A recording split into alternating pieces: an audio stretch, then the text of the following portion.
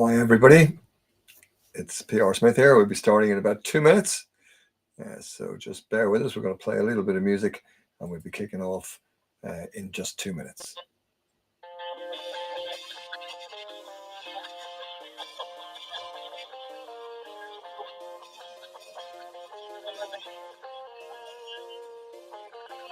Lecę jak Lola w kosmicznym meczu. Flow Leosia, melodia jak Kate Bush. Lecę jak w kosmicznym meczu Michael. Widzę cię, ciągnąłeś mnie w bajkę. To moje miasto, to moje boisko. Nie trzeba mi wiele, ale mam wszystko.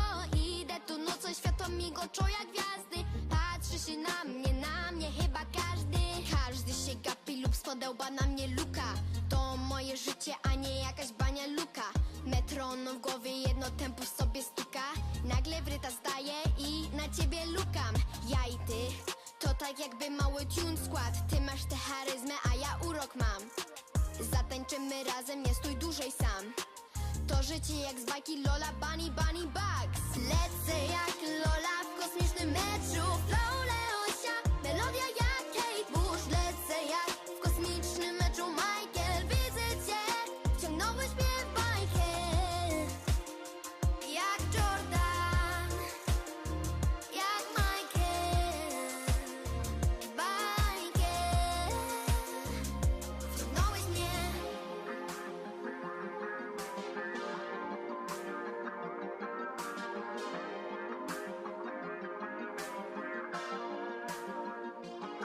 Moje ulubione słowo to dolarsowo. Tak się czuję, bawię się nim jak bawię się modą. Lubię jak jest słodko, ale bryzę słoną chłonąć. Lubię tak, że są wakacje, więc siedzę nad wodą. Choć na co dzień Londyn, to w Polsce mam wszystko. Tutaj jest mój start in dom, 1 minute. tutaj jest moje boisko. Muzyka to most i jak w San Francisco. Jadę nim do ciebie, zróbmy widowisko. Lecę jak Jordan, już nie jak jakiś motyl. Kot w mojej głowie to już chyba dzikie koty. Taktyka się wymyka, no bo sen mój to ty. Chcę cię rozszyfrować, myślę tylko o tym. Lecę jak Jordan, już nie jak jakiś motyl. Kot w mojej głowie to już chyba dzikie koty. Taktyka się wymyka, no bo sen... Well, good afternoon to everybody over in Western Europe. It's PR Smith, Paul Smith, call me Paul, here with the Sustac Plans Chat Club. Delighted to be chatting with you again. I'm on my own this week. Reggie Johnson is away on holidays, but I've got some shocking stuff for you today. And I thought I'll take full responsibility today because what I'm going to be talking about is actually very serious. It's kind of a summary of what we've been talking about for the last 2 years. So I'm very glad to take the opportunity and have a really intense session for the next 30 minutes. We're going to cover some serious stuff. As you know, this is the Sustac Plans Chat Club, where we discuss AI, innovation, and ethics in the world of marketing and business. So as I say, I'm PR Smith. Just call me Paul. And the reason I use PR Smith, anybody doesn't know, it's that there are over 4,000 Paul Smiths in the UK and Ireland alone. So PR Smith, there's only one, I hope, somewhere out there. Anyways, let's have a look. What we're going to be talking about today. We have an incredibly intense and serious chat today. We're going to talk about the AI godfather and Nobel Prize winner's spooky AI warning. Now, this is somebody we've been talking about for many, many months and years, actually. And this is his Nobel Prize winner's acceptance speech. It's only a minute or two, but it's frightening. Well, it's serious, and we need to think about this stuff. We then move on to a 2028 election AI prediction. Now, this is what I thought was very interesting and unusual for 2028, a 3-year election AI prediction by Professor Gary Marcus. So we look at that. And then we're going to get into the shocking stuff, which we kind of said, and we've started it last week, and we're going to continue it next week. But we're going to continue this piece this week as well with AI companies will lose control. Or will they lose control? You know, we've added a question mark after, will they lose control? And this is all from an OpenAI whistleblower by the name of Stephen Adler. And it's shocking stuff. It's simple stuff. And we really do need to be asking these questions to each other. So I'm going to give you one juicy question that is raised when we talk about, will the AI companies lose control of the AI that they're creating? And if not, how do we stop it from happening? What are the guardrails? And what questions would you ask if you owned an AI company, or if you're working with an AI company, or as a citizen of the world? What would you ask? I'm going to give you one question that will give you a really, and we need the answer to the question, but companies are not forthcoming with it. So we look at that. Will AI companies lose control? Then we continue the theme with Grok turns Nazi, and that's not the scary part. I'll say that again, because this is the title of an article. Grok turns nasty, but that's not the scary part. So we'll just open that piece up and chat about that. But like as always, we like to finish on a positive note.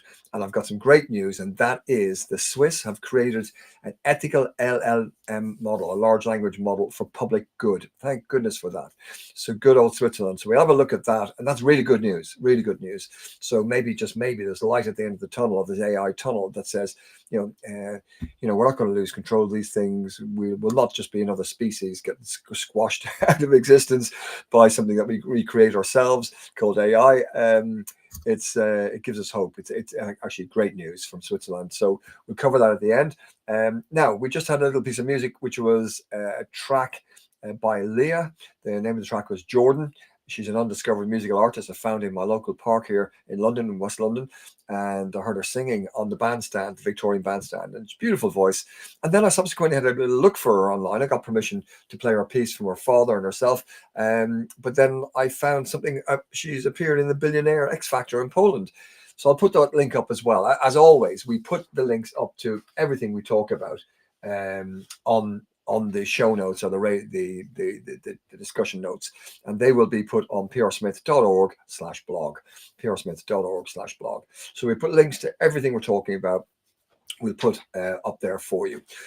Okay, now it's time to kind of take a deep breath, and we're going to talk about Geoffrey Hinton, who is often referred to as the guardian or the godfather of AI. Geoffrey Hinton.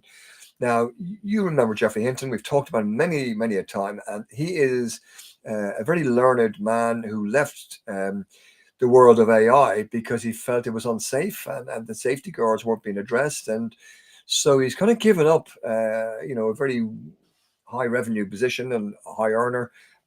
He's given up his job, and he's left it all behind him. And he's won a Nobel Prize. And here's what he said. I'm just going to give you the gist of what he actually said. It was a very short little acceptance speech. And this is what he said when he accepted. Now, admittedly, it was last year, but I want to just come across it. I thought, I've got to share this with you because it's really, really important. So he opens it with, the usual salutations of Your Majesties, Your Highnesses, Your Excellencies, dear laureates, ladies and gentlemen. This year, the Nobel Committee in Physics and Chemistry have recognized the dramatic progress being made in a new form of artificial intelligence that uses artificial neural networks to learn how to solve difficult computational problems. This new form of AI excels at modeling human intuition rather than human reasoning. It's human intuition, and it will enable us to create highly intelligent and knowledgeable assistants who will increase productivity in almost all industries. And this is where he goes on to say the positive side. If the benefits of the increased productivity can be shared equally, it will be a wonderful advance for all of humanity. Unfortunately, Geoffrey says, the rapid progress in AI comes with many short-term risks. It has already created divisive echo chambers by offering people content that makes them indignant. It is already being used, says Geoffrey Hinton, it is already being used by authoritarian governments for massive surveillance and by cyber criminals for phishing attacks. And in the near future, AI may be used to create terrible new viruses and horrendous lethal weapons that decide by themselves who to kill or maim. This is his acceptance speech of a Nobel Prize. All of these, he says, are short-term risks and require urgent and forceful attention from governments and international organizations. Urgent and forceful attention. We have no idea whether they can stay in control. We now have evidence that if they are created by companies motivated by short-term profits, our safety will not be the top priority. Sorry, folks. We kind of knew it, but here it is in black and white. I'll say it again. So we now have evidence, says Jeffrey Hinton, we now have evidence if they are created by companies motivated by short-term profits, our safety will not be the top priority. And he finishes by saying, we urgently need research on how to prevent these new beings from wanting to take control. They are no longer science fiction. Thank you. And that's it. That's the end of his speech. He stood up there in his dinner suit, dressed to the gilt. He was looking really wonderful, and he got up and he said all that. And just the last sentence. We urgently need research on how to prevent these new beings from wanting to take control. They are no longer science fiction. Thank you. We've just got to dwell on that. And I'd really love, we'll put the link to his speech. I will actually add, because I transcribed it, I will put the transcription of every word that I just gave you. I'll put it up there with a link on the notes so you can access it, because it's just really important stuff. And I would urge you and ask you to share that speech with as many people as you can and ask this question. What research are we doing to prevent these new beings from wanting to take control? So I think we're past the point now of saying they might take control, they could take control. This is Jeffrey Hinton, the godfather of AI. We've talked about him many a time over the last few years, saying, that these things are no longer science fiction. These new beings want to take control. That's what he's saying. So we're not being, scaring people for no reason at all. This is from, I suppose, one of the most respected thinkers in the world of AI. The AI godfathers is Jeffrey Hinton. Okay. So we'll park that, but we'll put a link to the video of him saying this stuff as well. And I'll put the transcription up there so that you can share it more easily if you want to. Okay, done. I promise I won't say anything more than that about Sir Jeffrey Hinton. But during the week, we had some news breaking that, Grok had fallen in love with Hitler. So I'm going to talk about the second item, which is a 2028 AI prediction from Professor Gary Marcus from New York University. And, it came from an article in Politico, and the article is titled, Why Grok Fell in Love with Hitler. So this is an interview with an AI expert by the name of Gary Marcus, the Professor Gary Marcus. And he explains in this interview what went wrong with Elon Musk's pet project and what it means for the future of AI. And he was interviewed by a journalist called Dylan Jones, and it's all from Politico. So again, we put the link up to this. But again, we need to kind of, we started talking about this previously, but we'll give you the gist of what he says. So Gary Marcus is the Emeritus Professor of Psychology and Neuroscience at New York University. And he's a profound guy. He's written loads of books about AI over the years. In fact, he predicted that about a quarter of a century ago, he predicted hallucinations, that AI bots and so on and large language models would generate hallucinations. So this guy, that was 25 years ago, just about 24 years ago, I think it was. So he's been writing books about this stuff. Some of his books called Taming Silicon Valley and Rebooting AI, Building Artificial Intelligence We Can Trust. He's also testified before the Senate in America and sat beside Sam Altman and IBM's Christina Montgomery.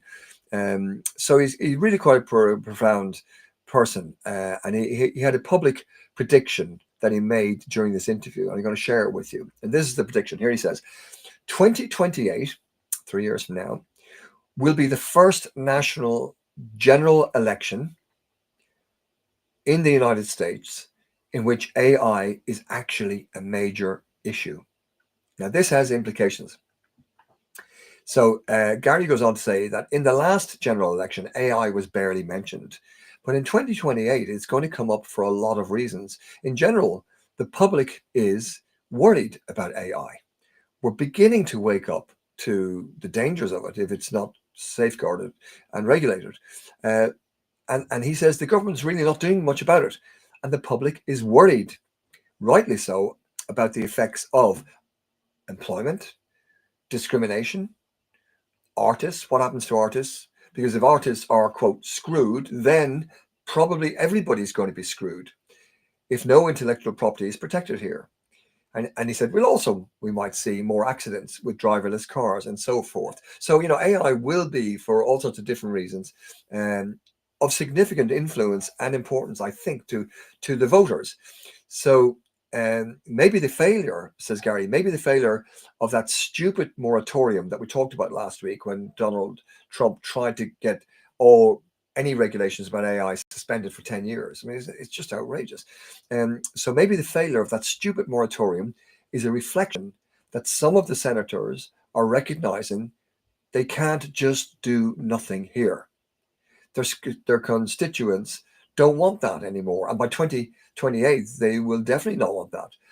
So Gary goes on to say that something like 3/4 of the American public does want to see serious regulation around AI. The United States does not have that. And so what we're doing is not really what the public wants. And we're starting to see a backlash to some extent around AI. He goes on to say, this is Professor Gary Marcus, he goes on to say, the whole thing is a mess. The whole world of AI is a mess. How many disgusting incidents like these do we need to see before we decide LLMs, large language models, are wild, untamable beasts and not the AI we are looking for? So Section 230 in the USA says that social media platforms are shielded or protected from liability for what they post, which is ridiculous in my opinion. The thinking is that companies that make LLMs, large language models, need to be held responsible in some way for the things those systems say, which includes defamation, hate speech, etc. And every effort to hold them liable, says Professor Gary Marcus, every effort to hold them liable, whether for small things or big things, or small things like defaming an individual, or larger things like conceivably giving rise to some cyber attack that takes out the infrastructure of the entire United States for 5 days or whatever, they've resisted having any liability whatsoever. Somehow their lobbying is so strong. So Gary goes on to say, a Californian bill, SB 1047, was an effort to make the companies have some liability, to give some support for the whistleblowers and things like that. And the companies leaned on the governor, and the governor didn't sign it. Governor didn't sign it.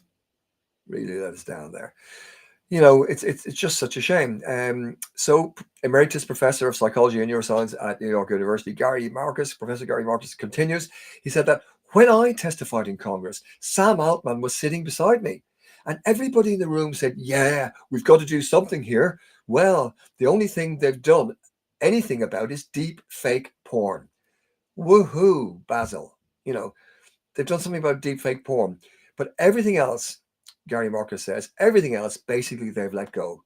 They acknowledge the problem, and they all said, we want to do better than we did with social media, but this is in fact looking like a worse version of social media. There was a provision in Trump's domestic policy bill that would have essentially banned states from regulating AI, but thankfully it was removed. So do you think this is a cause for optimism, he asks. So another thing that's going to happen is that many domestic services are now going to be run by AI rather than people. So you remember voicemail jails where people get sucked into voicemail discussions that drive you mad? Well, people will soon be screaming, I want to speak to a person, because I get tired of speaking to bots that just won't give them the answers. So if you're trying to get your social security check and a bot is putting you through the loop again and again, it'll just drive you mad. So Gary goes on to say, life is just harder than it used to be, because I now have to deal with these stupid AI systems, and they're making everything harder, and that's going to be a pushback.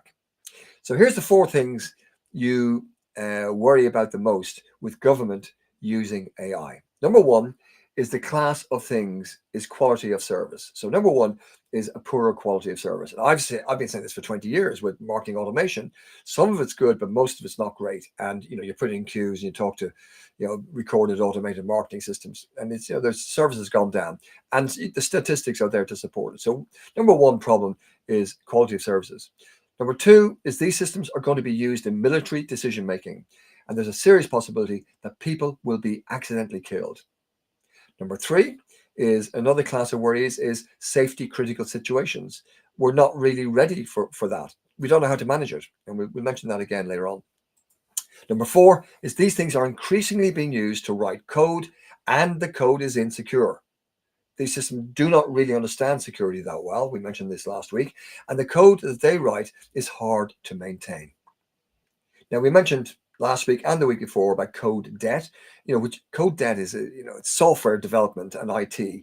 It's the technology debt. It refers to implied cost of additional work in the future resulting from choosing an expedient solution over a more robust one. An expedient solution would be AI bots developing code for you. So code debt means somebody's going to have to go back and fix it when they realize the coding isn't that good. He also says we'll see more cyber attacks because the code isn't written very well. So the question is that documented, that the government has used AI for military decision making or for writing code? Is that documented? Do we have access to that? Well, we don't seem to think so. And he goes on to say, I don't know how well it's publicly documented, but they're making deals with companies like Palantir, we've talked about them, and Anduril and OpenAI, where they're pretty clearly the intention. So the interviewer then says, well, so many different large language models have hallucinated or turned up misinformation. Is it possible to make one that's more reliable, accurate? And do you think companies are incentivized to do that? So Professor Gary Marcus comes back and says, well, I first warned about hallucinations in my 2001 book. And in fact, OpenAI's O3 hallucinates more than O1. So the summary of all that is this: it's getting worse, not better in certain aspects. Some of the technology stuff kind of better, but here's an example of where it's getting worse. It's hallucinating more than OpenAI's O1. So it's not really clear where, that we're making any progress here. And there's a kind of belief out there that all of this stuff gets better all the time. But the reality is it's gotten better in some ways and not others, says Professor Gary Marcus. So for example, he says the video generation software looks much more lifelike than it did 2 years ago. Well done. That's very cool. If it's used morally and responsibly. But he says hallucinations, well, that's been a much harder problem to solve. I mean, it's got worse. We've got worse at it. So then the interviewer says to him, at the end of your tweet from before, you said that this is not the AI we're looking for. So what is the AI we're looking for? Now, that's the question to ask all your friends around having a beer or coffee. What is the AI we're looking for in this world?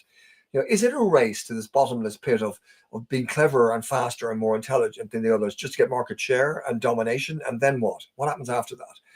So he says, I think we should be looking for an AI that does the things that we were always promised, which is to help us with science, technology, medicine, and so forth, but in a reliable way.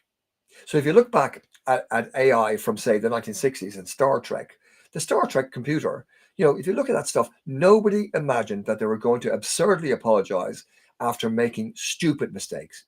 That just didn't appear in the movies and the TV shows.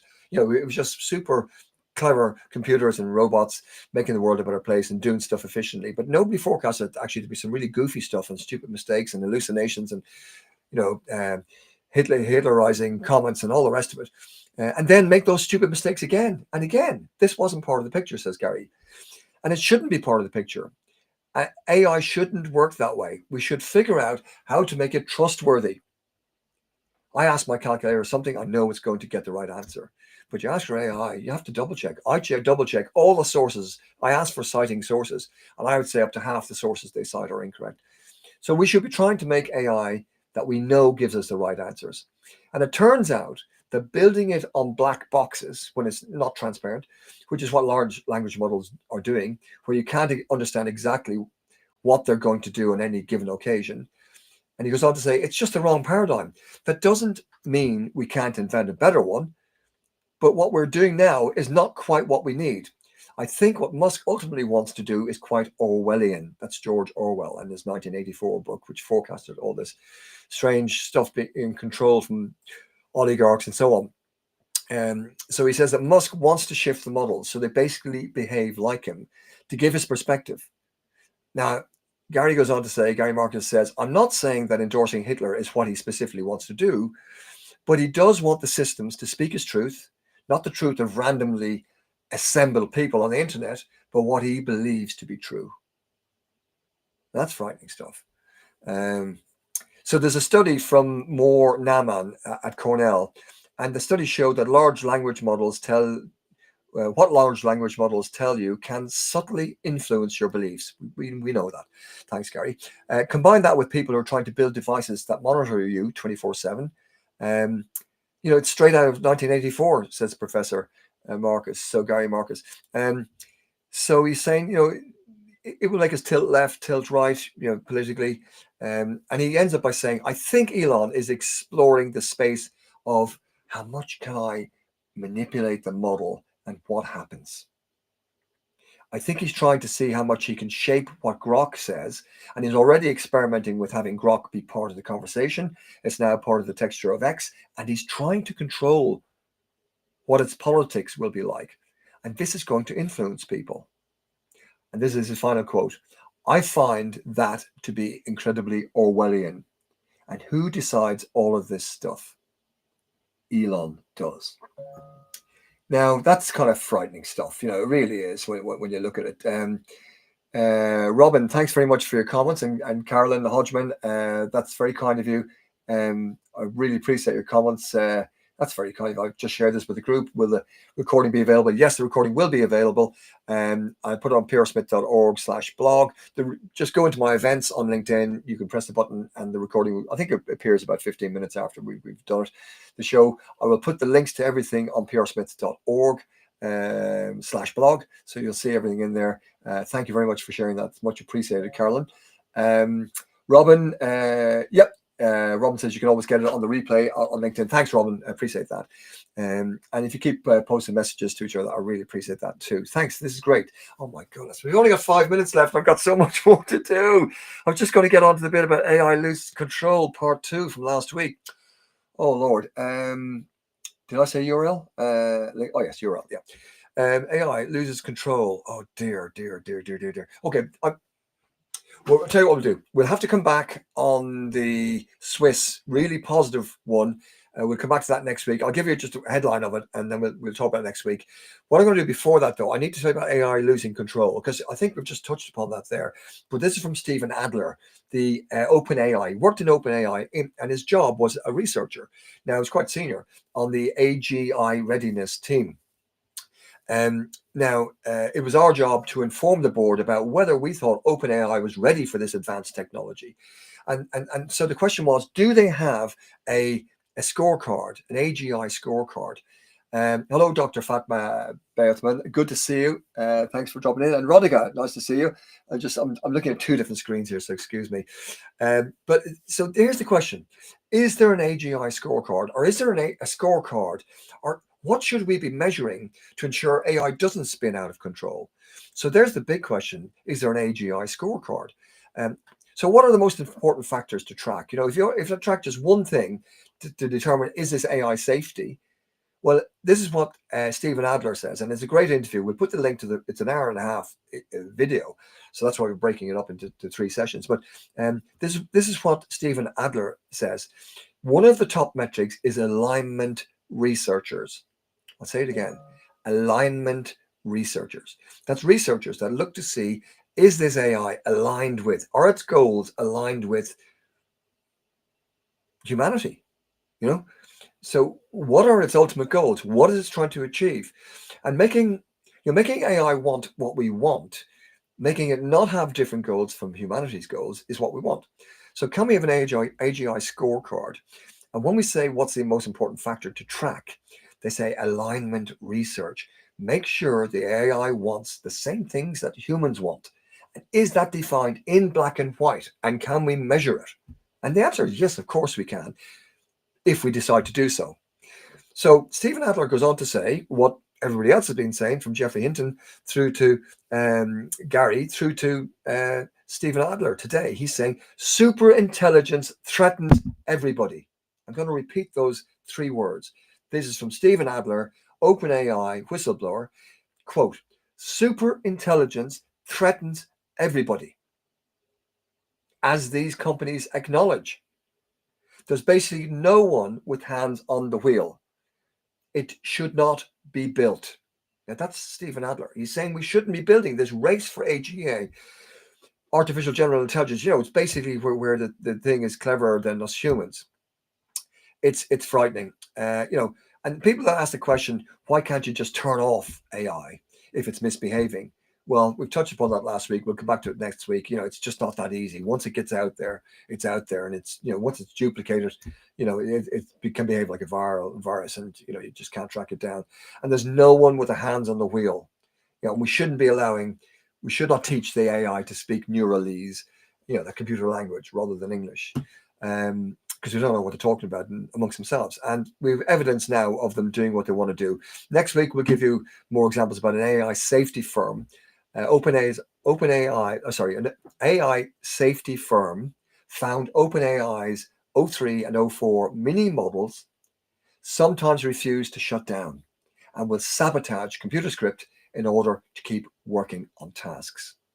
Chilling stuff, isn't it? Another article we'll go into next week from Live Science saying OpenAI's smartest AI model was explicitly told to shut down and it refused. Okay, we'll skip Grok's. No, we'll just skip on. I'm just going to go straight to. I think we'll revisit some of this stuff, but we've got 1 minute left. We're less than that, so I'm just going to give you the good news, but we will repeat it next week in more detail. Good news, the Swiss have created ethical large language models for public good. This is wonderful. Best news I've seen in a long time. And this is from Alan Robertson of the Global Council for Responsible AI. The Switzerland just did what everyone's been talking about, a national open source language model built for the public good. Thank goodness for that. I've been having conversations about a publicly funded open source language model for a while now, a model designed not just for scale or market share, but for trust, transparency, and public value. And now the Swiss have done it. Well done, Switzerland. And well done, ETH Zurich, EPFL, and CSCS. We'll mention them again next week. They built and trained a multilingual large language model on a national supercomputer.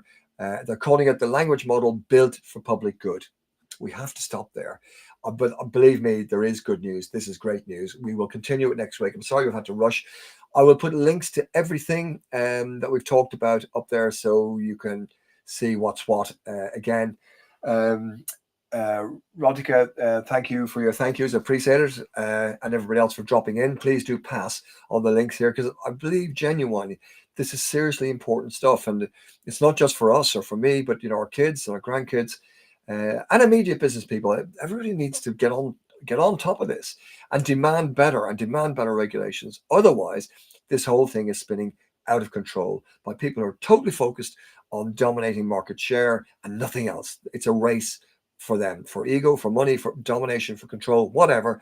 It is not responsible what's going on right now. But at last, the Swiss have made a great move, so we should support it and use it if we can. We'll put links up to it, and hopefully you guys can share the message because this is important. There is no doubt. Okay, right. Some other messages appreciated coming in. Very kind of you folks. I will post up when we played this last tune. I'll post the link, which is prsmith.org/blog, and you'll find the notes and links to everything. Give me half an hour and I'll put it up in half an hour.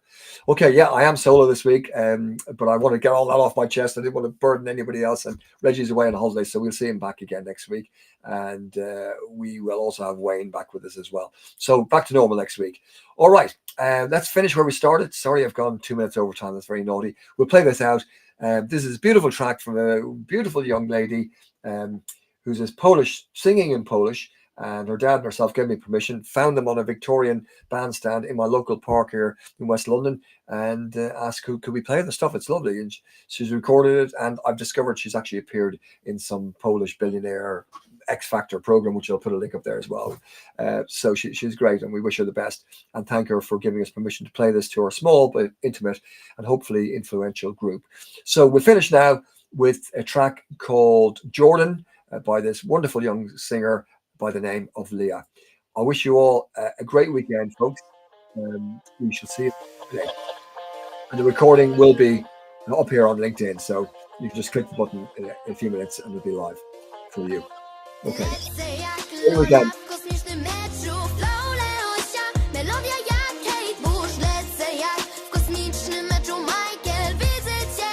Ciągnąłeś mnie bajkę. To moje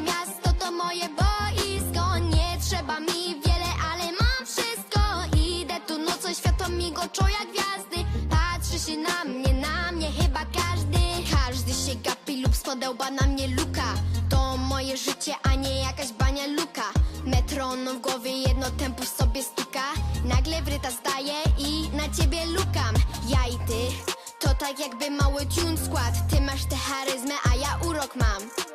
Zatańczymy razem, nie stój dłużej sam.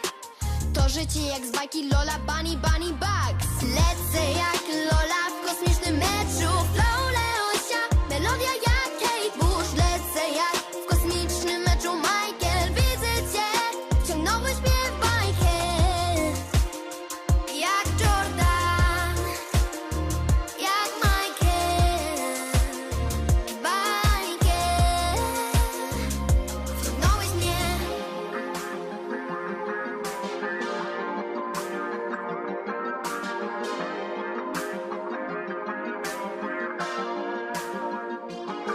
Moje ulubione słowo to dolarsowo.